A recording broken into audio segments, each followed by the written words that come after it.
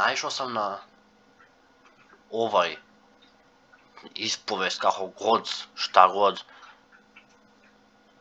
И остao сам у благом шоку. Каже вако: момак ми е за нову годину купио поклони у вредности од само, цитирам, само 230 евра. И предложи да идемо на роуд трип по Централна Европа и колима. Још е мислил да ќе да се обрадуjem. Какав лузер. Остao сам без текста. Значи, шта треба да дечко тебе купи, да се ти обрадовала? Стан у Болграду, Ролекс, нови ауто, нови стан. Шта?